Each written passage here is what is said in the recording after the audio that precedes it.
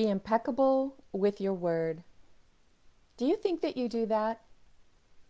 I know I can honestly say that I practice it, but there are times when I fall short. Do you ever fall short of being impeccable with your word? And then when you fall short of being impeccable with your word, what is your self talk? What do you say to yourself? Do you walk away and say, oh my gosh, I can't believe I said that. I can't believe I said something to someone that was so spiteful or so hurtful, and then you beat yourself up, and then before you know it, as you're beating yourself up, it doesn't take long for you to feel like the scum of the earth, or you feel like a failure, or you feel like I don't know why I couldn't just keep my mouth shut. We're so hard on ourselves when we're not able to be impeccable with our word. But the truth is, if you make it a daily practice and then pay attention to your words, anything you practice, you get better at. Yes? Absolutely. So, when we're mindful of our thoughts, when we're mindful of our words, then we can be present and consciously choose the words that we use before they come out of our mouth. Let's think about the parents who throw something off the cuff to their child, like, why are you friends with that guy? He's a dork. Now you put doubt in your child's mind about that person.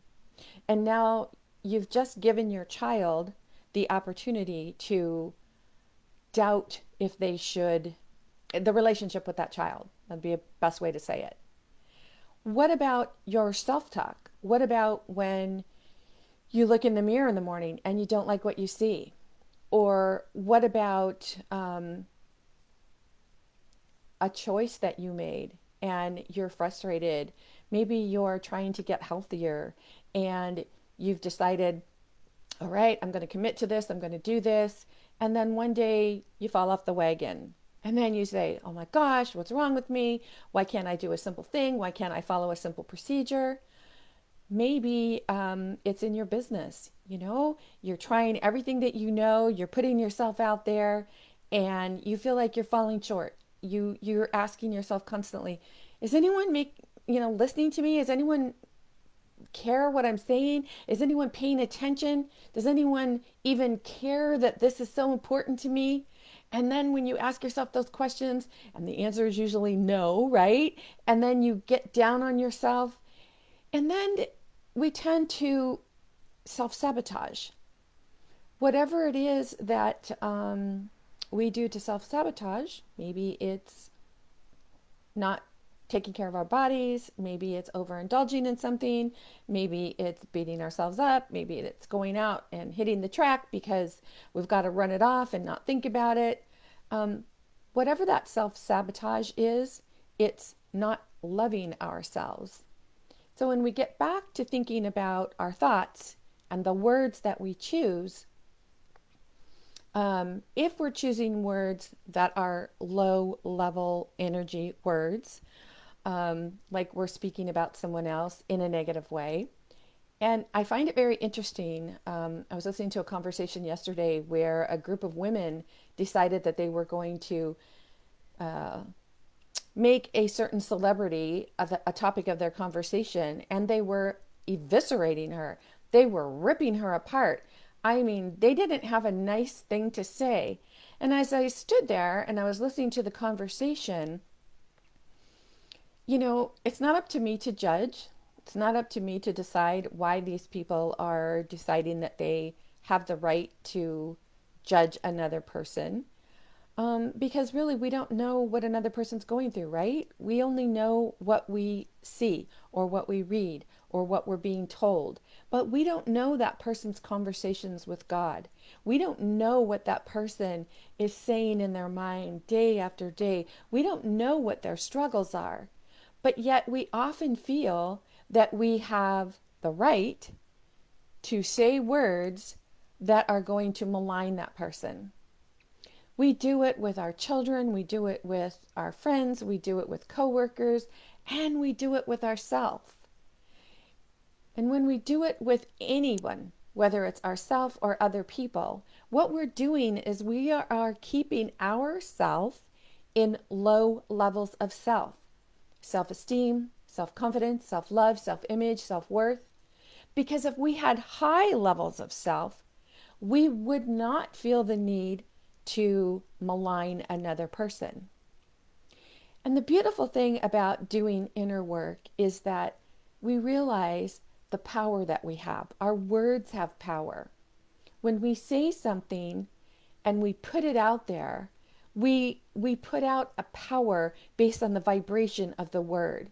If we're saying something mean and ugly and hateful and spiteful, then that's what we're putting out into the universe. And that's what we're going to draw back to us. But if we're saying something loving and kind and generous, that's what we're going to draw back to us. So if we feel the need to comment on someone else, maybe the best way to do that is, I don't really understand why that person is making those choices. And I hope that they are happy in their own self. Wouldn't that be wonderful if we could start doing that?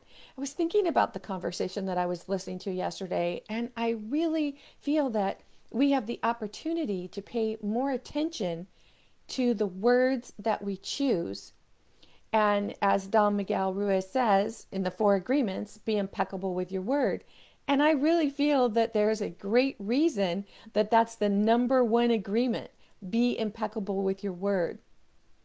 Because when we get down on ourselves, when we get down on another person, it's because we are not yet ready to look at something that our higher self is giving us the opportunity to look at. When we're blaming other people, when we are talking about other people, when we are keeping the focus on someone else, it's keeping the focus off of ourself. And when we do that, we don't have to think about what's going on in our mind, do we? We can pay attention to what we're doing and putting out there, but we don't really have to pay attention to what we're doing unless we are being mindful of the words and the thoughts that we are choosing. And I was thinking, we're all here to evolve and expand, and as we're here to evolve and expand as a species. But how can we evolve and expand as a species when we can't master our own beliefs, when we can't master our own thoughts and our own words and what we're putting out there into the universe, into a conversation, what we're sharing so willy-nilly with others because we have some fears and doubts within us that we're not ready to look at or that we're resisting. So whenever we're choosing to hold something in anger or hold something in blame of another person, it's because we're not yet ready to look at something within ourselves. So if you find yourself in this position where you are constantly throwing out this negative words to others and about others, do yourself a favor and stop and say, what is it about me that I now have the opportunity to take a look at? If you have any questions on this and you'd like some help, visit masteringyourbeliefs.com. Spend some time there and check out what level of support you're looking for, because I'm sure that I have something there to meet you at all levels of self. In the meantime, if you have any questions, remember, ask your Sensei. This is Nancy Muller, the one and only Life Sensei, saying ciao for now.